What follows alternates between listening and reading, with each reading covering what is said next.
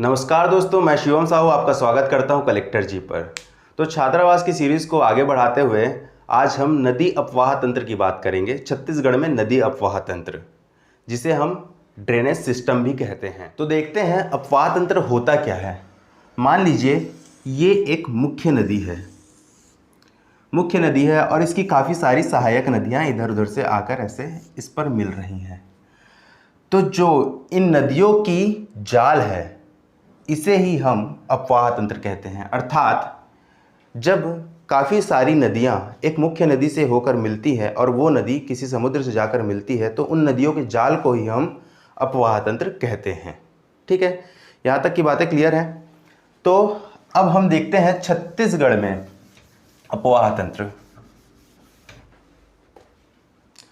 छत्तीसगढ़ में अपवाह तंत्र की बात करें तो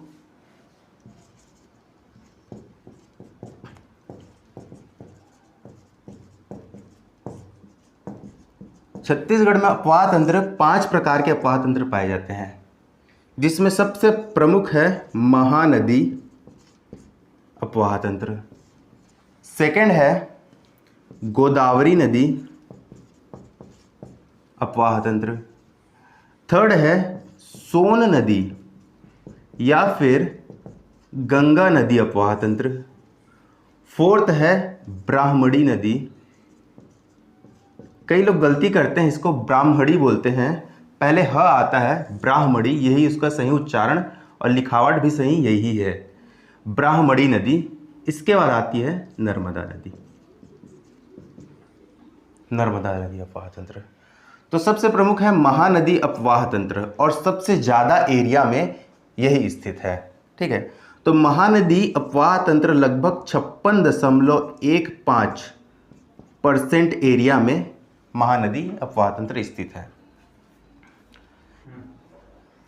यह लगभग 77.43 हजार किलोमीटर स्क्वायर में फैला हुआ है। ठीक है, गोदावरी नदी अपवाह तंत्र की बात करें तो ये 28.64% क्षेत्र में फैला हुआ है। सोन नदी या फिर गंगा नदी अपवाह तंत्र की बात करें तो ये 13.63% क्षेत्रफल में फैला हुआ है।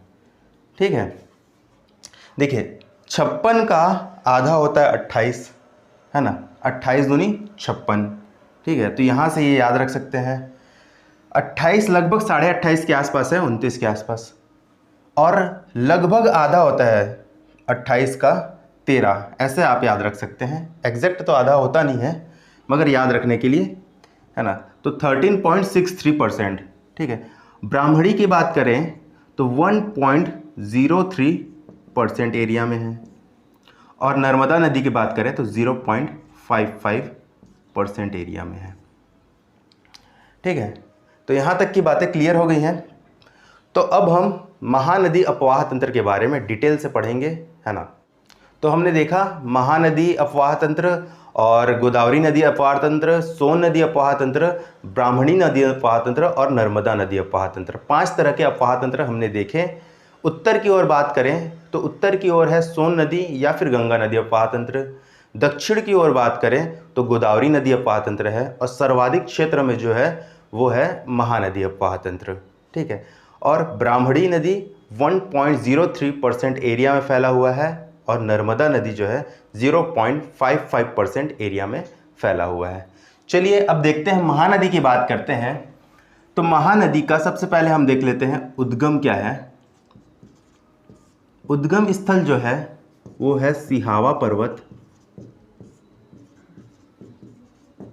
फरसिया गांव, ये धमतरी में स्थित है। धमतरी में स्थित है। ठीक है, उद्गम स्थल है सिहावा पर्वत से, फरसिया नामक स्थल से। ठीक है, उद्गम के बाद अगर हम देखें तो महानदी किन किन जिलों से होकर गुजरती है, तो जिले जहां से महानदी होकर गुजरती है तो सबसे पहले तो आता है धमतरी। ठीक है, फिर उसके बाद महानदी जाती है कहाँ, कांकेर में। कांकेर के बाद बालोद, बालोद आ गई। फिर उसके बाद गरियाबंद, गरियाबंद। फिर रायपुर, रायपुर। रायपुर के बाद महासमुंद। फिर बलौदाबाजार, बलौदाबाजार। बलौदाबाजार के बाद जांजगीर चांपा, जांजगीर चांपा के बाद शक्ति, जो कि अब नया जिला बन गया है। इसके बाद रायगढ़। तो इस प्रकार अगर काउंट करें हम तो 1 2 3 4 5 6 7 8 9 10, टोटल 10 जिलों से होकर गुजरती है महानदी। टोटल 10 जिलों से होकर गुजरती है, ठीक है। फिर इसके बाद अगर हम देखें तो महानदी का प्राचीन नाम, प्राचीन नाम क्या है महानदी का? कनक नंदनी, ठीक है। कनक नंदनी है प्राचीन नाम। इसके बाद अगर बात करें हम सतयुग, सतयुग में भी वायु पुराण, सतयुग में अगर वायु पुराण में बात करें तो महानदी का नाम नीलोत्पला था, ठीक है। नीलोत्पला था सतयुग में वायु पुराण में, ठीक है।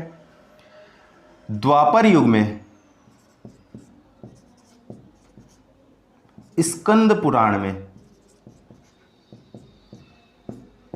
द्वापर युग में स्कंद पुराण में चित्रोत्पला था, चित्रोत्पला था, ठीक है।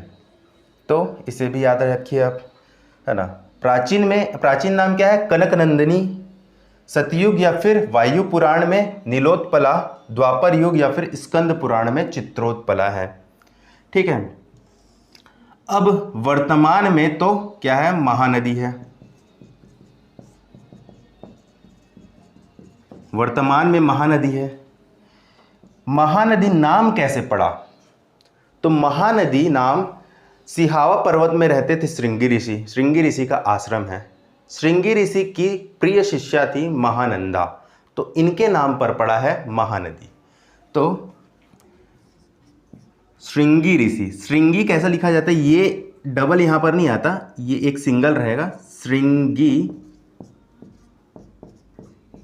ऋषि। श्रृंगी ऋषि की प्रिय शिष्या थी कौन? महानंदा, तो इनके नाम पर पड़ा है महानदी का नाम, ठीक है। चलिए आगे देखते हैं। तो अब तक हमने महानदी का उद्गम स्थल देख लिया है। सिहावा पर्वत से महानदी का उद्गम स्थल है फरसिया नामक स्थान से। उसके बाद हमने देखा महानदी किन किन जिलों से होकर गुजरती है, तो कुल टोटल 10 जिलों से होकर गुजरती है। प्राचीन नाम कनक नंदिनी है और सतयुग में नीलोत्पला, द्वापर युग में चित्रोत्पला और महानदी वर्तमान का नाम है जो श्रृंगी ऋषि की प्रिय शिष्या महानंदा के नाम पर पड़ा है। चलिए अब देखते हैं महानदी। ये मान लीजिए धमतरी का सिहावा पर्वत है, यहाँ से निकलती है महानदी कुछ ऐसे इस तरफ, ठीक है।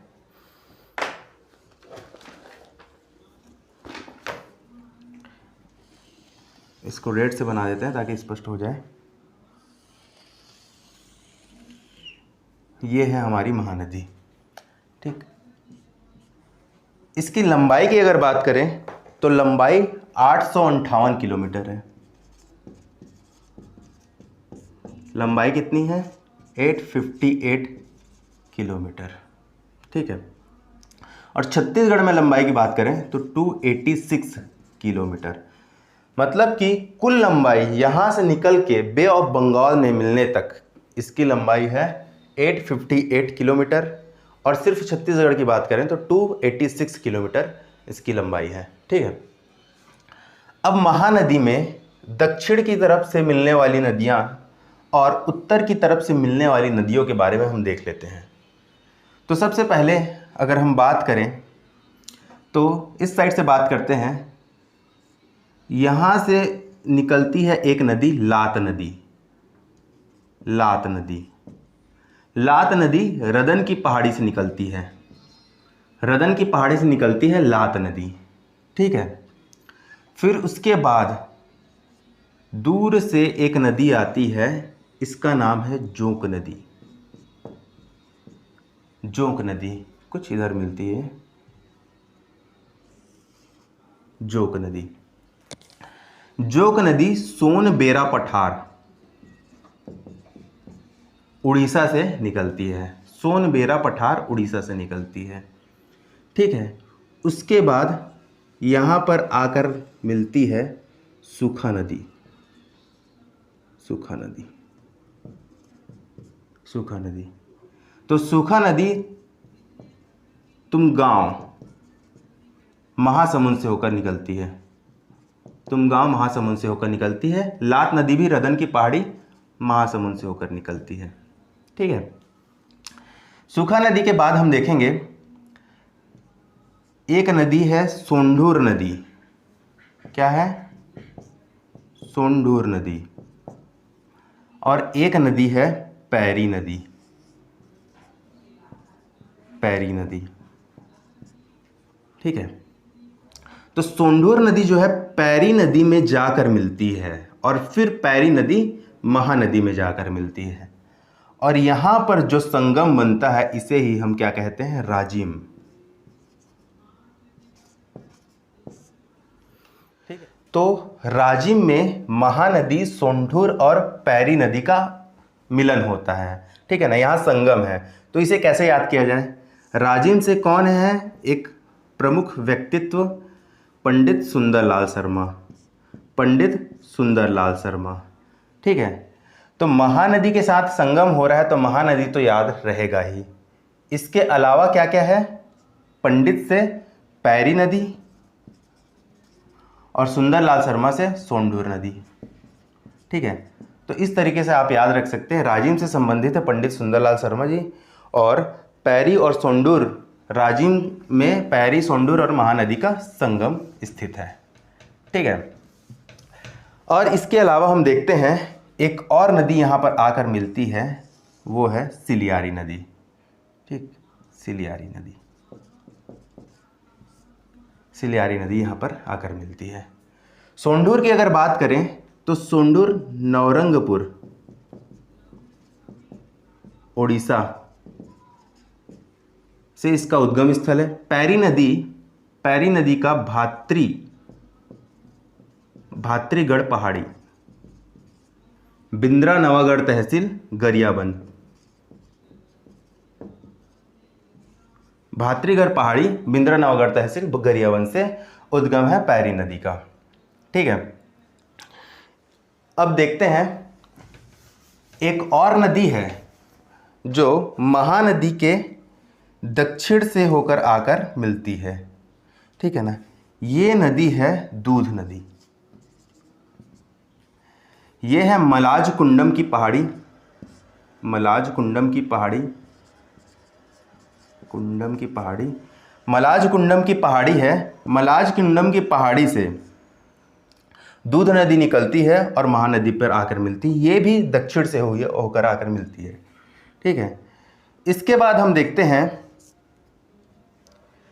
शिवनाथ नदी, जो जोग से आकर मिलती है। जोग, शिवनाथ और महानदी, इन तीनों के संगम पर है शिवरी नारायण, शिवरी नारायण। ठीक है, इन तीनों के संगम पर है शिवरी नारायण। तो ये कौन सी नदी है? शिवनाथ नदी। अब देखिए, महानदी तो याद रहेगा ही। ठीक है, और शिवरी नारायण पर संगम किसका है बोले तो महानदी याद रहेगा ही, और शिवरी नारायण से शिवनाथ याद रहेगा ही। एक बस याद रखना है आपको, जोग। ठीक है, तो शिवनाथ नदी। अब शिवनाथ नदी पानाबरस पहाड़ी, पानाबरस पहाड़ी अंबागढ़ चौकी से होकर निकलती है। ठीक है, ये कहाँ है स्थित? अब नया जिला जो बन गया है मोहेला मानपुर अंबागढ़ चौकी, यहाँ स्थित है। ठीक है, इसके बाद ऊपर से एक नदी आती है, ये है हसदेव नदी। हसदेव नदी। अब हसदेव नदी का उद्गम स्थल कहाँ है? तो ये है देवगढ़ की पहाड़ी, देवगढ़ की पहाड़ी सोनहत तहसील, देवगढ़ की पहाड़ी सोनहत तहसील कोरिया में स्थित है। ठीक है। इसके बाद बोराई नदी आकर मिलती है, बोराई नदी। इसका उद्गम कहाँ है? कोरबा पठार, कोरबा पठार में इसका उद्गम स्थल है। ठीक है। इसके बाद बोराई नदी के बाद केलो नदी, केलो नदी। केलो नदी का उद्गम स्थल कहाँ है? तो लैलूंगा तहसील लुड़ेक पहाड़ी, लुड़ेक पहाड़ी लैलूंगा तहसील रायगढ़ में। ठीक है। और एक और ईब नदी जो इसके ऊपर से जशपुर से होकर निकलती है, उसको यहीं बना देता हूं मैं। ठीक है। ये कौन सी नदी है? ईब नदी। तो ईब नदी रानी झूला पंडरापाट से निकलता है, रानी झूला पंडरापाट। ठीक है। ईब नदी रानी झूला पंडरापाट से निकलती है। ठीक है। तो इस प्रकार से ये महानदी का ये अपवाह तंत्र है। ठीक है। तो अब देख लेते हैं कुछ और भी जानकारियां, जैसे कि सूखा नदी। सूखा नदी से एक और नदी आकर मिलती है, कोडार नदी। कोडार नदी में है, ये कोडार नदी है। कोडार नदी में वीर नारायण सिंह परियोजना है। ठीक है। शहीद वीर नारायण सिंह परियोजना बनाई गई है यहां पर। तो आप इसको ऐसे मैप में बनाते चलिए और देखते चलिए किस नदी का उद्गम कहां से है। ठीक है ना। तो मैप के थ्रू ही ये नदियां आसानी से आपको याद हो सकेंगी। अब देखते हैं इन नदियों से जुड़ी हुई कुछ और बातें। पहला देखते हैं हम, सोंढूर नदी पर है सोंढूर परियोजना। सोंढूर नदी पर कौन सी परियोजना है? सोंढूर परियोजना है। ठीक है ना। यहाँ कोडार नदी पर था वीर नारायण सिंह परियोजना। ठीक है। जो कि सूखा की सहायक नदी है। सोंढूर नदी पर सोंढूर परियोजना, और पैरी नदी पर, पैरी नदी पर है सीकासार परियोजना, 1995 में है। ठीक है ना। अभी डेट मत याद रखिए। सीकासार परियोजना। ठीक है।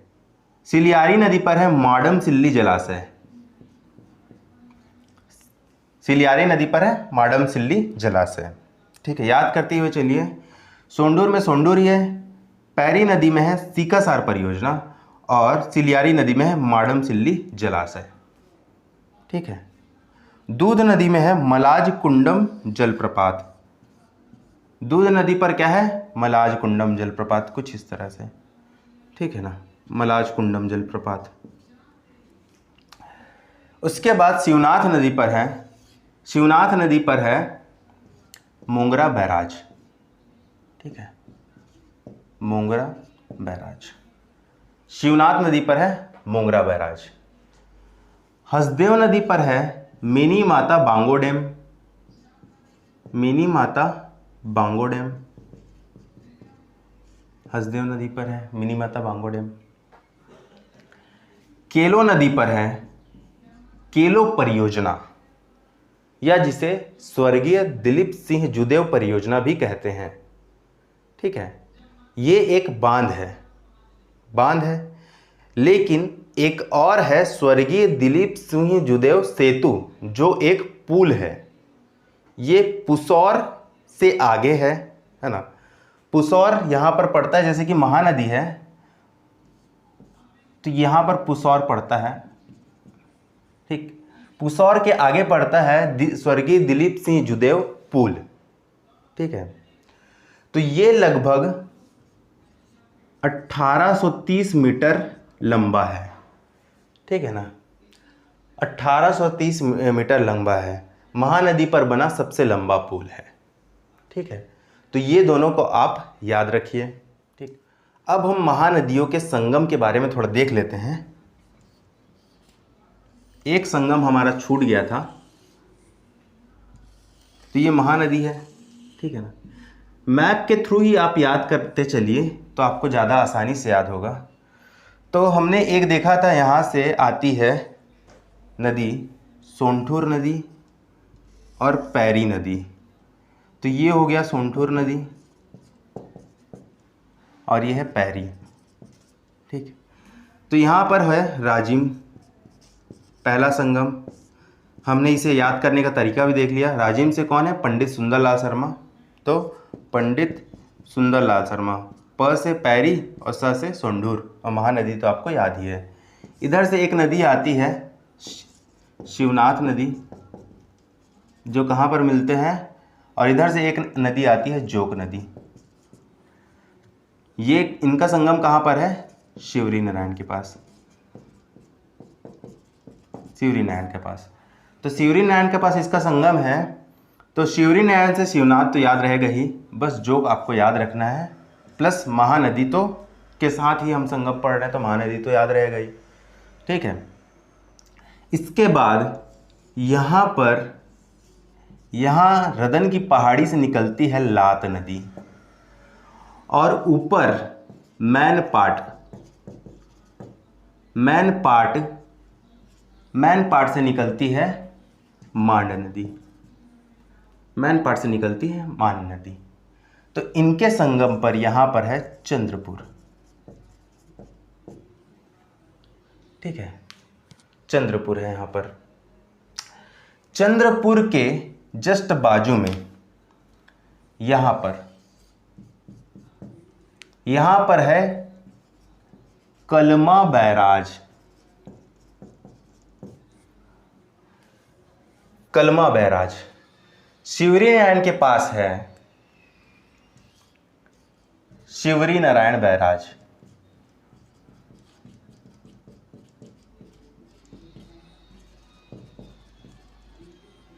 शिवरी नारायण के पास है शिवरी नारायण बैराज, और चंद्रपुर से थोड़ा आगे है कलमा बैराज, ठीक है। और चंद्रपुर के इस तरफ है एक मिरौनी बैराज, मिरौनी, ठीक है। क्या है ये? मिरौनी बैराज, ठीक। तो शिवरी नारायण बैराज, मिरौनी बैराज और कलमा बैराज। यहां एक और बैराज है साराडीह बैराज,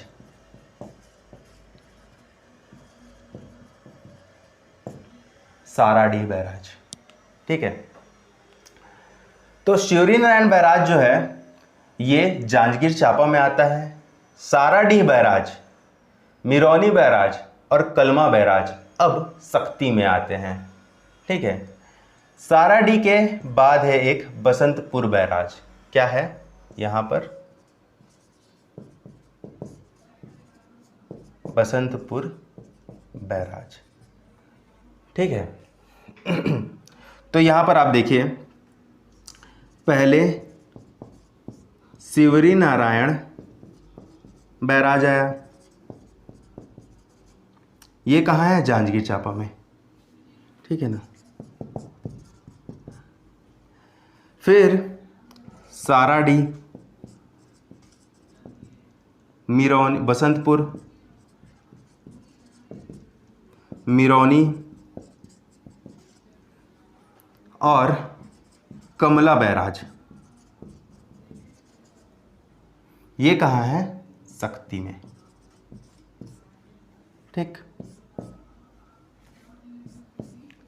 जांजगीर चांपा में शिवरी नारायण, सक्ती में साराडीह, बसंतपुर, मिरौनी, कमला बैराज, ठीक है। आगे देखते हैं, महानदी से संबंधित कुछ अन्य तथ्य जो हैं वो और देख लेते हैं, ठीक है। ये है महानदी, यहाँ पर मान लीजिए ये है धमतरी, ठीक, यहाँ धमतरी है। तो धमतरी में ये ऐसा कुछ है। धमतरी में 3 मुख्य परियोजना है। पहला है रुद्री बैराज। क्या है? रुद्री बैराज। रुद्री बैराज परियोजना 1912 से 1915 के बीच इसकी शुरुआत हुई। ठीक है, रुद्री बैराज परियोजना। रुद्री बैराज परियोजना के बाद हम देखते हैं गंगरेल बांध।